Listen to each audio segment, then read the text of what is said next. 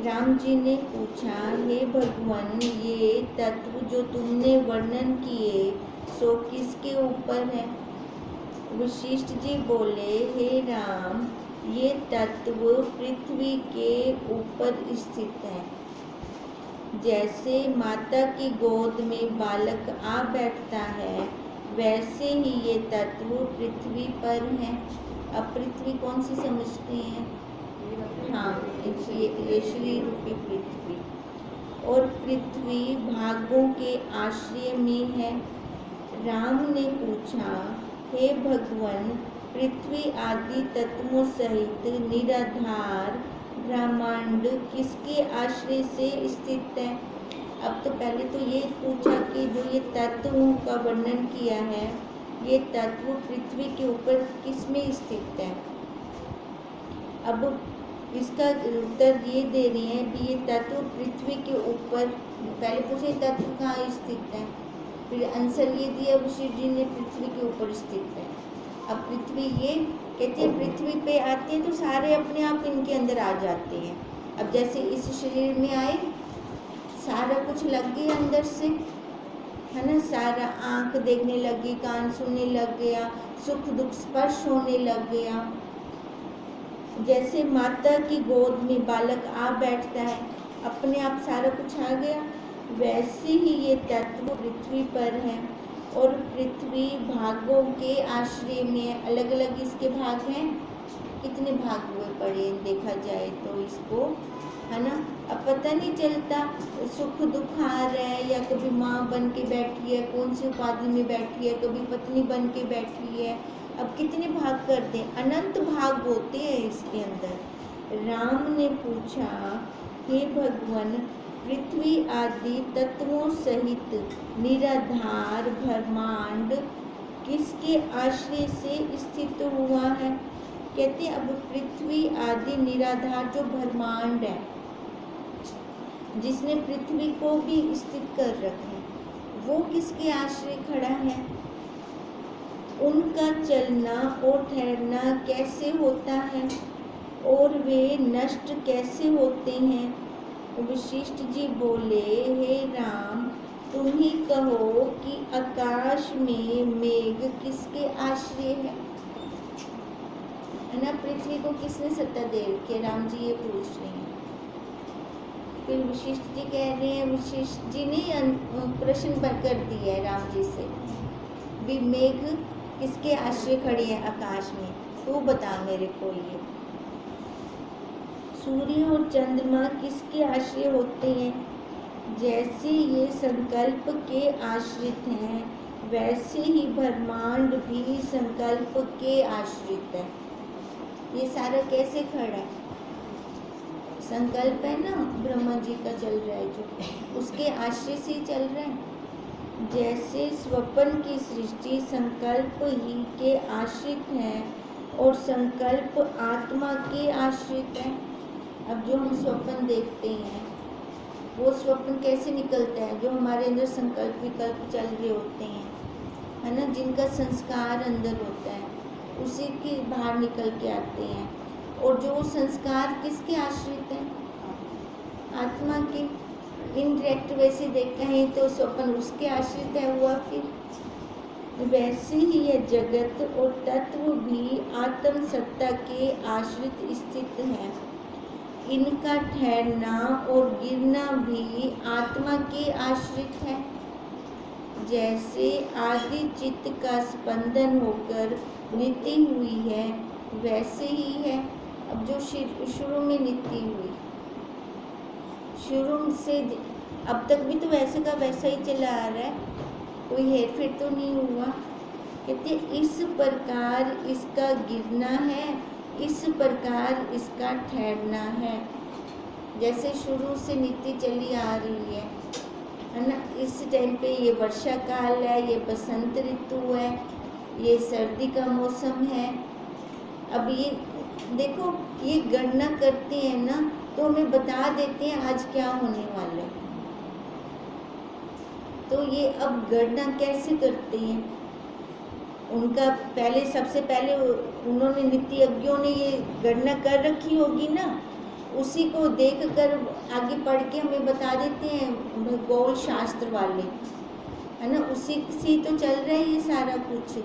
अब यही कह रही है, इस प्रकार ये सारा चल रहा है अखंड मंडलाकार, वास्तव में परम स्वरूप से भिन्न कुछ नहीं, केवल भ्रम मात्र है। अब जो ये हम कह रहे हैं अखंड मंडलाकार चल रहा है, तो अखंड मंडलाकार चलाने वाला भी तो कोई है, आधार है ना। कैसे चलेगा वो अखंड मंडलाकार? उसको कोई चलाने वाला होगा, पर वो दिखता नहीं है, जिसने ये पूरे ब्रह्मांड को स्थित कर रखा है। सारा नियम के अनुसार चल रहा है, जा रही है। देखो यही तो उसकी नियति है, सारा कुछ। अब पानी का बहना, गर्मी का तपन देना, है ना, अब बर्फ का शीतलता देना, मिर्च की तिखाई होना, अब ये कैसे चल रहा है? कौन कर रहा है ये सारा कुछ? उसने अपने हाथ में रखा हुआ है ना, वैसे के वैसे सारी नीति के अनुसार चल रहा है ना। किसने देखी? बच्चे के अंदर हड्डियां किसने डाली? उन हड्डियों की शेप किसने दी? नसों की फिटिंग किसने की? बाहर ये फिटिंग हम करते हैं, मकानों की करते हैं ना, प्लम्बर लगाते हैं या जो भी मिस्त्री लगाते हैं। अब उस बच्चे के अंदर उसने छोटी छोटी नालियों में पाइप कैसे फिट किए, कैसे फूड पाइप अपनी अलग जगह पे जा रहा है, वेस्टेज वाला पाइप अलग जगह पे जा रहा है, ये सब किसने किया? देखो ये नीति है ना उसकी, वो कैसे चला रहा है सबको। जैसे सूर्य की किरणों में जलाभास होता है, वैसे ही आत्मा में जगत भासित होता है। वास्तव में परम स्वरूप से भिन्न कुछ भी नहीं है, ये सारा भ्रम मात्र है। ये देखो सारा कुछ दिखाकर फिर हम कहते हैं ये भ्रम है, ये भ्रम है, क्योंकि हमें पहुंचाना उन्होंने एक पे है। अगर एक पे नहीं पहुंचाएंगे, भ्रम नहीं कहेंगे, फिर तो हम जो हमें दो दिखाकर हमें चला रहे हैं, हम तो दो में रुके रह जाएंगे। अब दो दिखा के ऊपर से लेपा मार दिया, झूठ है ये सारा मिथ्या है। कहते हैं चित्त संबित ही जगत के आकार से भासित होता है।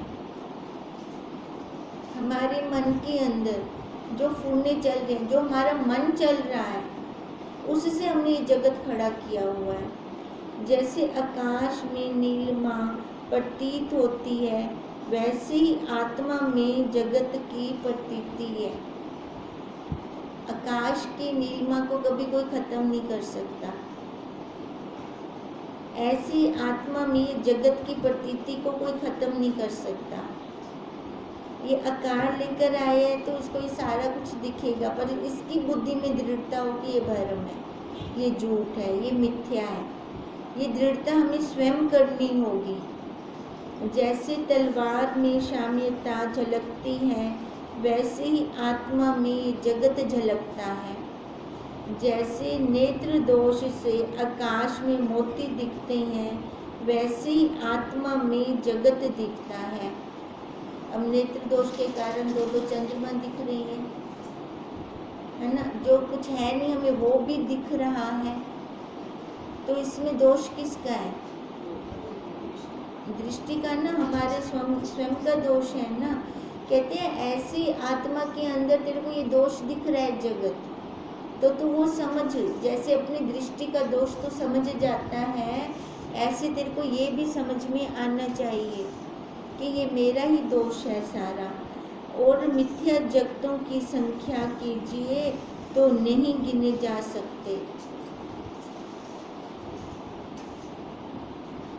पराशर मुनि ने कहा था ना कि बालू के रेत के कारण हम गिन सकते हैं, पर एक के अंदर कितना संसार चल रहा है हम वो नहीं गिन सकते।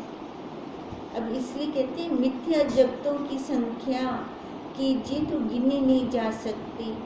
जैसे सूर्य की किरणों का आभास और रेत के कणों की संख्या नहीं होती, वैसे ही जगतों की संख्या नहीं की जाती, पर वास्तव में कुछ बना नहीं, सब अजात जात है। मतलब बना ही नहीं, पैदा ही नहीं हुआ, है ही नहीं, बिल्कुल भी नहीं है।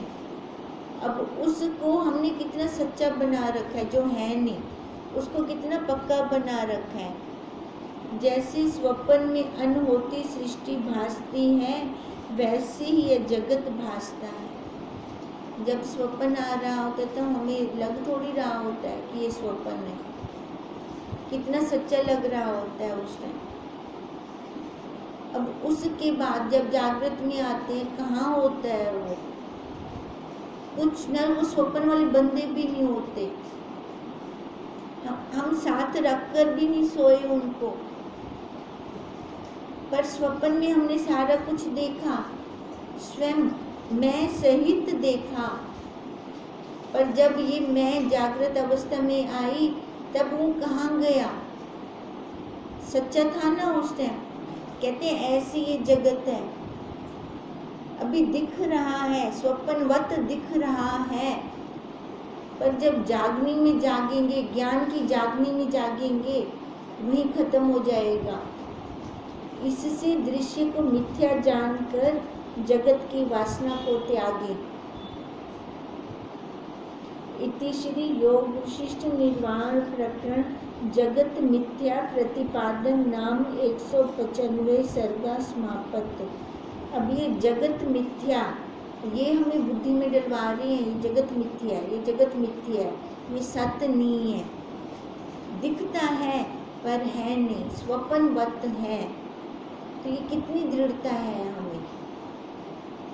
जब कोई परिस्थिति आती है तो उस टाइम ये हमें सच्चा लगता है कि झूठा लगता है, हमें क्या अनुभूति होती है उस टाइम। अब ये अनुभूति हम अनुभव निकालेंगे अपना, तभी हम इस चक्कर से छूट पाएंगे। वशिष्ठ जी बोले, हे राम, उस रुद्र का तो मैंने बड़ा भयानक रूप देखा था, उसके नेत्र बड़े तेज से पूर्ण थे, चंद्रमा, सूर्य और अग्नि ये तीनों उसके नेत्र थे, और वह महाभयानक था, मानो प्रलय के समुद्र साक्षात स्थित है। रुंडों की माला उसके कंठ में थी, और उसकी परछाई बड़ी और श्याम पड़ती थी। उसको देखकर मैं आश्चर्यचकित हुआ कि यहाँ सूर्य और अग्नि भी नहीं और किसी का प्रकाश भी नहीं, तब यह परछाई किस प्रकार है और क्या है। ऐसी मैं देखता ही था कि परछाई नृत्य करने लगी। उससे एक स्त्री निकली जिसका शरीर दुर्बल आकार, बड़ा ऊंचा और वर्ण कृष्ण था, मानो साक्षात अंधेरी रात्रि है। उसके 3 नेत्र, बड़ी भुजा, बड़ी ऊंची ग्रीवा थी, मानो प्रलय काल के मेघ मूर्ति धारण कर स्थित हुए हैं। उसके गले में रुद्राक्ष और रुंडों की माला पड़ी हुई थी। वह विकराल स्वभाव की नारी, हाथों में त्रिशूल, खड्ग, बाण, ध्वजा, उखल, मुशल आदि आयुध लिए थी। ऐसा भयानक आकार देखकर मैंने विचार किया कि यह काली भवानी है। उसको मैंने नमस्कार किया। जैसे अग्नि के जले हुए पर्वत के शिखर श्याम होते हैं, वैसे ही वह श्याम वर्ण थी। उसके मस्तक में तीसरा नेत्र, बड़वा अग्नि की न्यायी तेज से युक्त निकलना। कभी उसकी 2 भुजा दिखती, कभी सहस्त्र भुजा दिखती, कभी अनंत भुजा हो जाती, कभी एक ही भुजा दिखती और कभी कोई भुजा न दिख पड़ती।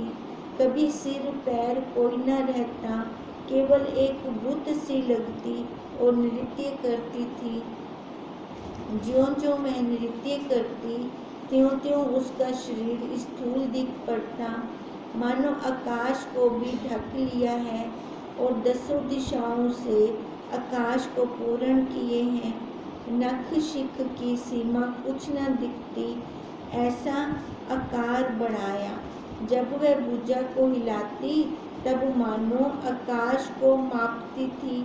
पताल तक उसके चरण, आकाश पर्यंत शीश, पृथ्वी, उसका रुदर, सुमेरु आदि पर्वत, नाभि स्थान और 10 दिशा भुजा थी। मानो प्रलय काल की मूर्ति रखकर स्थित हुई है। बड़े पर्वत की कंदरा सादृश उसकी नासिका थी। लोक आलोक पर्वत हाट थे और कंठ में नदियों की माला थी जो हिलती थी। वरुण, कुबेर आदि देवताओं के सिर की माला उसके कंठ में थी। पवन नासिका के मार्ग से निकलता था जिससे सुमेरु आदि पर्वत तृणों के न्याय उड़े जाते थे। ब्रह्मांड की माला उसके गले में थी। हाथों में ब्रह्मांड रूपी भूषण थे और कटी में ब्रह्मांड के घुंघरू और करधनी थी। जब वह नृत्य करती थी तब सब ब्रह्मांड नृत्य करने लगते थे। जैसे पवन के पत्ते नाचते हैं वैसे ही सुमेरु आदि नृत्य करते थे। उसके एक एक रोम में ब्रह्मांड थे। जैसे तारागण वायु के अधीन हैं, उसके कानों में धर्म अधर्म रूपी मुद्राएं थी। बड़े कान और बड़ा मुख था, मानो संपूर्ण ब्रह्मांड को भक्षण कर लेगी। धर्म अर्थ काम और मोक्ष स्तन थे। ये किसकी बात कर रहे हैं सारे? ये किसकी बात चल रही है सारी? ये माया की बात चल रही है, कल युग की बात चल रही है ये। ठीक है, जैसे कल युग में हम जैसे भाव बनाते हैं वैसे ही हमें होने लग जाता है, वैसे ही दिखने लग जाता है। ये स्त्री देखी ना उन्होंने, एक स्त्री निकल कर आई। अब ये स्त्री वही, चाहे वो पुरुष आकार में हो चाहे स्त्री नारी वाले आकार में ही क्यों ना हो, अब जब गुस्सा आता तो कैसे तांडव करती है ना। हाँ, तो ये सारा उसका दिखा रही है, सारा विराट रूप। धर्म अर्थ काम और मोक्ष स्तन थे। उन स्तनों में चारों वेदों और शास्त्रों के अर्थ रूपी दूध निकलता था। निदान जगत की सब मर्यादा मुझको उसमें दिखाई दी। उसके नृत्य करने से ब्रह्मांड और अस्तांचल आदि पर्वत तृणों के न्याय नृत्य करते थे और सब कुछ उलट पुलट होता दिखता था। उसके शरीर में नीचे आकाश और पृथ्वी थी। तारा मंडल, सिद्ध देवता, विद्याधर, गंधर्व, किन्नर, दैत्य, स्थावर, जंगम सब उस शरीर में दृष्टिगोचर होता था, मानो संपूर्ण ब्रह्मांडों का आदर्श हो। भुजाओं के उछलने से चंद्रमा के न्याय नखों का प्रकाश होता था। मंदराचल, उंध्याचल पर्वत कानों के भूषण से और हिमालय पर्वत बर्फ के कण के समान दिखता था। हे राम, इस प्रकार उस देवी के शरीर में मुझको अनंत सृष्टि दिखी। अब कितनी सृष्टि छुपी हुई हैं, कहीं इकट्ठी और कहीं भिन्न भिन्न, कहीं एक ही से चेष्टा करे और कहीं भिन्न भिन्न चेष्टा करे, मानो ब्रह्मांड रूपी रत्नों का डिब्बा है। हे राम, जब मैं संकल्प सहित देखता तब मुझको सृष्टि दृष्टिगत होती और जब आत्मा की ओर देखता तब केवल आत्म रूप ही दिखता और कुछ न दिखता। अब ये सारी सृष्टि वो पत्थर के अंदर देख रही है। गए थे पत्थर के अंदर, उस शिला के अंदर, वो जो थी स्त्री लेकर गई थी। अब वो स्त्री क्या कह रही थी शुरू में,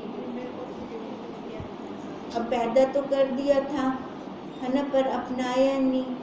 अब जहाँ से मैं आई थी शिला से, उसी में मैं जा रही हूँ।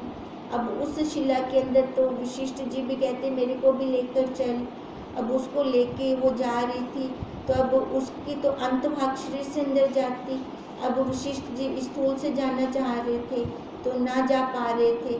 तब फिर उनको कहा कि मैं भी ना तुम्हारे साथ बाहर रहकर बाहर में आ गई थी, मेरे को भी पहले नहीं दिखने लगी ये सृष्टि। अब फिर मैंने सूक्ष्मता में गई, फिर जाके मेरे को ये शिला की सृष्टि दिखने लगी, तब आपको दिखेगी। अब ये सारी सृष्टि वो देख रही है वशिष्ठ जी। संकल्प दृष्टि से संपूर्ण जगत नृत्य करता दिख पड़ता, पर ऐसी समर्थ्या किसी की ना दिखती कि नृत्य ना करे।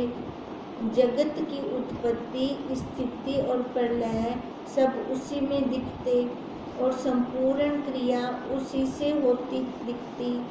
इसी से सिद्ध देवता, गंधर्व, अप्सरा विमान पर आरूढ़ फिरते और नक्षत्रों के चक्र फिरते, मानो ब्रह्मांड फिर उदय हुए हैं। जब मैं फिर आत्म दृष्टि से देखता तब ब्रह्म स्वरूप भासती।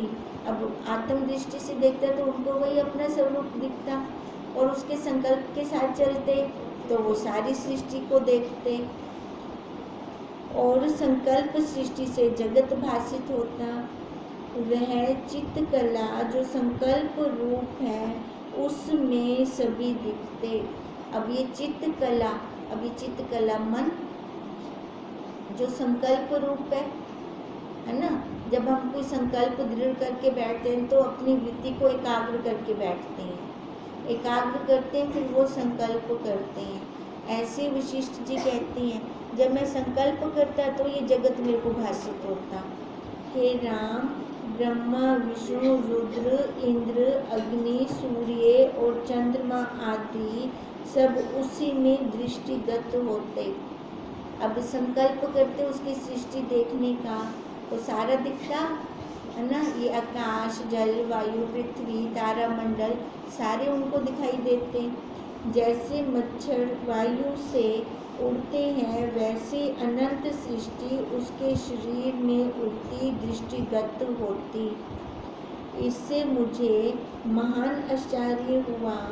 वह भैरव था और यह भैरवी उसकी शक्ति थी। दोनों मुझको विशाल कार्य देख पड़े। यह नित्य शक्ति सर्व आत्मा थी और परमात्मा की क्रिया शक्ति सब विश्व को अपने आप में जानती है। अब देखो ये परमात्मा की क्रिया शक्ति है सारी।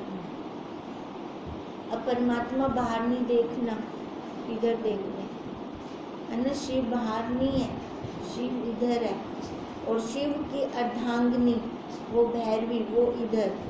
तभी आधा आधा भाग दिखाते हैं ना शिव जी का। एक उनकी क्रिया शक्ति हो गई है ना, एक प्राकृति हो गई, प्राकृति मतलब माया, और एक वो पुरुष, पुरुष मतलब वो साक्षी, वो आत्मा, वो सत्ता। और कहते हैं ये अपने आप में जानते हैं, हम खुद जानते हैं ना अपने आप में।